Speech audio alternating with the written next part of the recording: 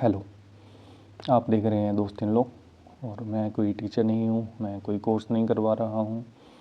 मैं बस एक स्टूडेंट हूँ जो लो पढ़ रहा है और मेरे साथ पढ़ने के लिए नहीं है कोई। तो मैं यूट्यूब पे पढ़ रहा हूँ या यूट्यूब पे पढ़ा रहा हूँ या कुछ भी समझ लो। तो अगर आप ये वीडियो देख रहे हो तो आप मेरे दोस्त बन जाते हैं और आप लो पढ़ रहे हैं, तो इसलिए चैनल का नाम है दोस्त इन लो। तो हम शुरू करते हैं। Limitation act 1963। लिमिटेशन किस चीज़ का लिमिटेशन का मतलब ये है कि अगर आपको कोई सूट लगाना है, एप्लीकेशन लगानी है या अपील लगानी है, तो उसके लिए एक लिमिटेशन पीरियड प्रोवाइड कर दिया, एक स्पेसिफिक टाइम दे दिया कि अगर तेरे साथ कोई चीज़ हो गई तो इतने टाइम में अगर कोर्ट में आ जाए तो ठीक है, नहीं तो बाद में तेरी बात नहीं सुनेंगे। क्योंकि अगर तू ही अवेयर नहीं है अपने राइट को लेके तो हम क्यों तेरी चिंता करें इतनी। इसलिए अगर तू लिमिटेशन में आएगा तो तेरा सूट एप्लीकेशन वगैरह एंटरटेन करेंगे, वरना घर पे जा। ठीक है, इसके लिए अपने पास 2 लीगल मैगज़ीन है। मुझे बोलनी नहीं आती, बट आप यूट्यूब पर गूगल कर लीजिएगा, ठीक है। पर हल्की से मैं बोल देता हूँ, विजिलेंटिबस नॉन डेम्टिबस जेरा सबमर्टिबस, पता नहीं क्या है। This means that law helps those who are vigilant about their right, not those who neglect them. मतलब लॉ उनकी हेल्प करता है जो अपने राइट को लेके अवेयर है, जागरूक है, ठीक है।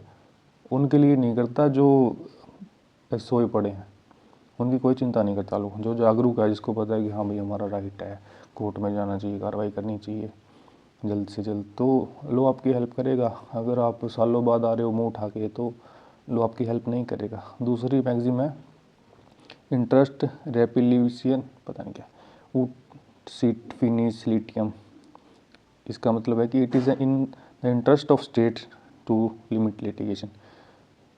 इसका मतलब ये है कि ये स्टेट का इंटरेस्ट है, स्टेट जो गवर्नमेंट लगा लो, कुछ भी लगा लो, उसका इंटरेस्ट है कि जो लिटिगेशन जो है, जो सूट वगैरह है, उनके ऊपर एक लिमिट लगाई जाए।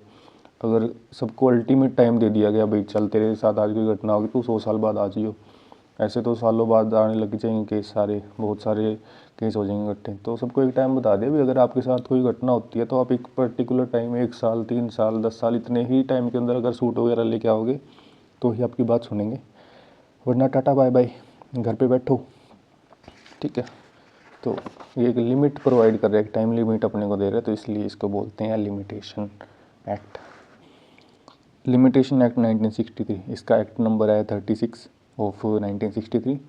इसका इनेक्टमेंट हुआ था 5 अक्टूबर 1963 को, मतलब साइन हुए थे प्रेसिडेंट के, ठीक है। और इन्फोर्समेंट हुआ था, लागू हुआ था, मतलब वर्क में आ गया था, ये हुआ था 1 जनवरी 1964 को।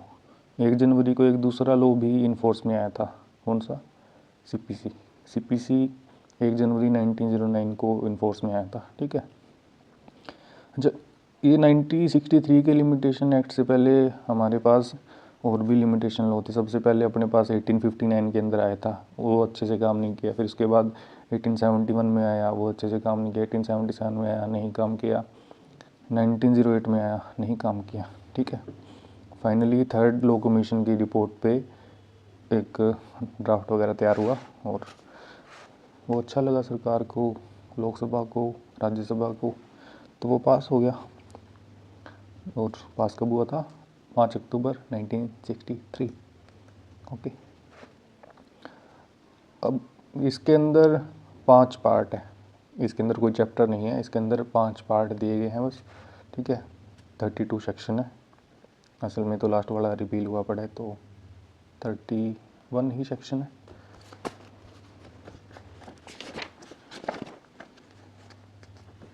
हाँ, इतनी है, ठीक है। तो ये अपने को कोई राइट प्रोवाइड नहीं करता, ठीक है। कोई राइट नहीं बताता आपके ये राइट है, ये वो राइट ना। जो लो राइट और लाइबिलिटी वगैरह बताए तो वो सब्सटेंटिव लो होता है, और जो दूसरा लो होता है जो प्रोसेस वगैरह बताता है तो उसको प्रोसीजर लो बोलते हैं। तो लिमिटेशन एक्ट जो है प्रोसेस ही बताती है, तो ये प्रोसीजर लो कहलाएगा। अब इसके अंदर एक शेड्यूल है, उसके अंदर 137 आर्टिकल है, और उन आर्टिकल में क्या दिया गया है, टाइम पीरियड। जिसके 31 सेक्शंस है उनके अंदर क्या दिया गया है कि कैसे कैलकुलेट करना है, क्या कंडीशंस होगी, ठीक है। बट 137 आर्टिकल है, उसके अंदर बता दिया कि अलग अलग चीज़ों के लिए क्या टाइम लिमिट होगी, ठीक है। तो अब बात आती है कि लिमिटेशन एक्ट जो है वो अप्लाई किस किस पे होता है। तो ये तीन चीज़ों पे अप्लाई होता है, सूट, अपील और किसी भी चीज़ की एप्लीकेशन, इनके ऊपर अप्लाई होता है। सूट के लिए अपने पास आर्टिकल है 1 से लेके 113, अपील के लिए 114 से 117 और एप्लीकेशन के लिए 118 से 137, ठीक है।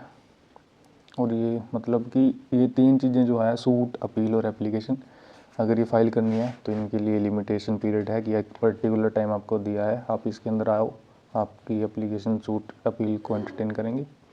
अगर इस टाइम के अंदर नहीं आ रहे हो तो कोई सेटिस्फेक्शन का रीज़न दे दो, भाई सेटिस्फाई हो जाए कोर्ट, भाई हाँ नहीं आ सकता था, कुछ और भी रीज़न जो है आप देखेंगे सेक्शंस के अंदर।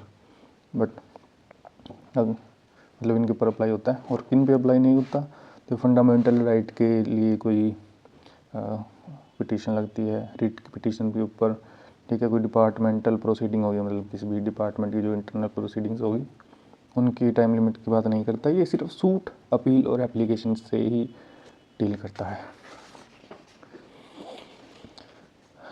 आगे देखते हैं, ये लिमिटेशन एक्ट जो है ये सिविल लॉ पे अप्लाई होता है। सिविल लॉ कौन सा हो गया, आपको पता ही है, कॉन्ट्रैक्ट और हिंदू मैरिज एक्ट या कुछ और, ठीक है। मतलब कि क्रिमिनल लॉ पे अप्लाई नहीं होता। क्यों? क्योंकि उसके अंदर दीर्घ है। अगर क्रिमिनल का मैटर पढ़ रहे हैं तो आप BNSS उठाओ, उसके अंदर दीर्घ है कि कितनी लिमिट है टाइम की किसी पर्टिकुलर चीज़ के लिए, ठीक है। तो ये बेसिकली सिविल लॉ पे अप्लाई होता है। बट इसका जो आर्टिकल 114 है और 115 है वो क्रिमिनल लॉ की बात करता है। मतलब वो CRPC 1898 की बात करता है, वो रिपील वगैरह होगी, ख़त्म होगी वो, तो उसका कोई इतना मैटर नहीं है। तो अगर उन दो ही आर्टिकल में क्रिमिनल की बात करी गई है तो उन दो आर्टिकल की वजह से ये नहीं कह देंगे कि क्रिमिनल लॉ पे भी अप्लाई होता है ना। उसके लिए क्रिमिनल लॉ में ही अपने को प्रोविजंस दे रखे हैं।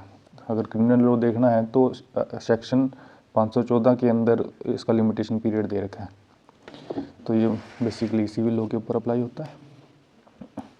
एक इंटरेस्टिंग फैक्ट जो लिमिटेशन एक्ट का है कि इसके अंदर जो सबसे छोटा पीरियड दिया गया है वो है 10 दिन का, और जो सबसे ज़्यादा पीरियड दिया गया है वो है 30 साल। 10 दिन सबसे छोटा, सबसे बड़ा 30 साल, ठीक है। अब ये इसका बेसिक इंट्रो था मेरे हिसाब से, जैसे मैंने पढ़ा है वैसे।